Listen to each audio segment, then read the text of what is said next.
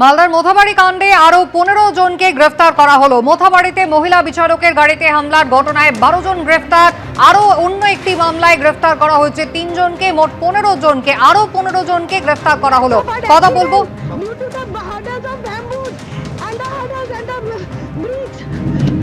We are traveling alone. Car suffered accident. Please communicate it to register, sir. We are attacked by bricks. High Court, take care of it. Mothabari কাণ্ডে এর আগেও মোট 35 জন গ্রেফতার হয়েছিলেন আপনারা জানেন, আর এবার নতুন করে আরো 15 জনকে গ্রেফতারের ঘটনা ঘটলো। কথা বলবো আবির দত্ত, আমাদের প্রতিনিধি রয়েছেন আমাদের সঙ্গে।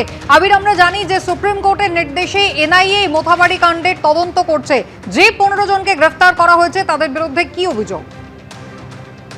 দেখো, তোমাকে শুরুতেই বলি যে ভাইরাল ভিডিও সামনে এসছে যেখান থেকে দেখা গিয়েছিল যে একজন মহিলা বিচারক তিনি আর্তনাদ করছেন এবং ফোনে তিনি তার যে পরিস্থিতির কথা জানাচ্ছেন এবং তার সাথে সাথে গাড়িতে যে হামলা করা হচ্ছে মহিলা বিচারকের ওপরে, পার্টিকুলারলি এই মামলাতেই, অর্থাৎ এই 12টি যে কেস রেজিস্টার করে এনআইএ, তার মধ্যে মহিলা বিচারকের উপরে যে হামলা ঘটনা ঘটেছিল সেই মামলাতেই 12 জনকে গ্রেপ্তার করা হয়েছে। আরো একটি মামলা, যেহেতু 12টি কেস রেজিস্টার করা হয়েছিল এনআইএ তরফ থেকে, আরো একটি মামলা এই মোথাবাড়ি ঘটনায়, সেই ঘটনার পরিপ্রেক্ষিতে আরো 3 জনকে গ্রেপ্তার করা হয়েছে। এই যে 15 জনকে গ্রেপ্তার করা হয়েছে তার মধ্যে আসমাউল শেখ অন্যতম প্রধান অভিযুক্ত এই ঘটনার পেছনে।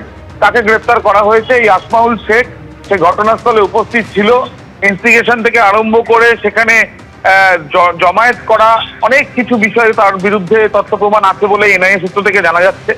সেই আসমাউল শেখ সহ মোট 15 জনকে গ্রেপ্তার করা হয়েছে। প্রসঙ্গত, পুলিশের তরফ থেকে যাদেরকে গ্রেপ্তার করা হয়েছিল তাদের পরে এনআইএ 3 জনকে গ্রেপ্তার করে আদালতে নিয়ে আসে এবং হেফাজতে নেয়, এবং পরে মোফাক করিম তাকেও কিন্তু ইতিমধ্যে হেফাজতে নেওয়া হয়েছিল। তাকে জিজ্ঞাসাবাদের পর যে তথ্য প্রমাণ পাওয়া যায় এবং সিসি ক্যামেরা থেকে আরম্ভ করে বিভিন্ন মোবাইলের ফুটেজ, সেগুলো খতিয়ে দেখার পরেই এই 15 জনকে গ্রেপ্তার করা হয়েছে। তার মধ্যে তাৎপর্যপূর্ণ বিষয় হচ্ছে যে 12টি মামলা রয়েছে তার মধ্যে একটি মামলা যেখানে মহিলা বিচারকের উপরে হামলার ঘটনা, এই ঘটনার পরিপ্রেক্ষিতে এই প্রথম 12 জনকে গ্রেপ্তার করা হলো।